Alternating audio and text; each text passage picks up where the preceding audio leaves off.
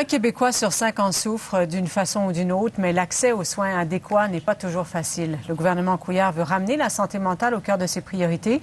Il injectera 70 millions de dollars pour y arriver. Mais dans le contexte de rigueur budgétaire, le Québec a-t-il les moyens de ses ambitions? Michel Marcellet.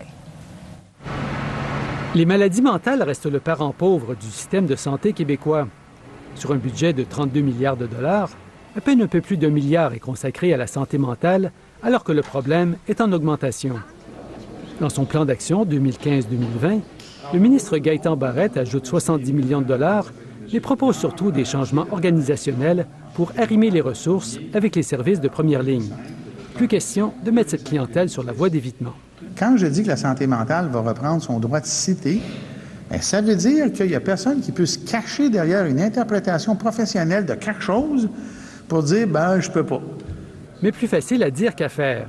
C'est sûr que c'est un beau plan d'action, mais si on ne donne pas les moyens aux ressources pour l'actualiser, ben on a peur que ça ne donne pas les résultats auxquels le ministre s'attend. L'accès aux psychologues n'est pas évident et ce qui nous préoccupe particulièrement, c'est qu'il y en a peu en première ligne, notamment dans les groupes de médecine familiale.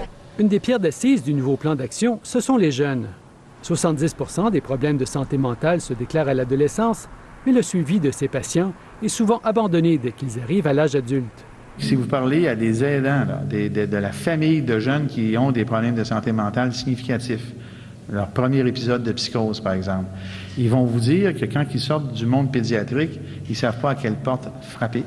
Plusieurs rappellent que les solutions ne passent pas uniquement par le système hospitalier. Ce que je trouve malheureux dans la présentation et dans le plan d'action, on ne parle pas beaucoup des organismes communautaires. La première ligne, c'est les familles, puis c'est indéniable. Ce sont les familles, les proches et les aidants naturels qui vont subir au début et être témoins de la dérive, de la déroute ou de la détresse psychologique de leurs proches. Gaétan Barrette n'exclut pas d'investir davantage en santé mentale, mais rigueur budgétaire oblige, l'argent devra provenir d'économies réalisées dans les budgets actuels.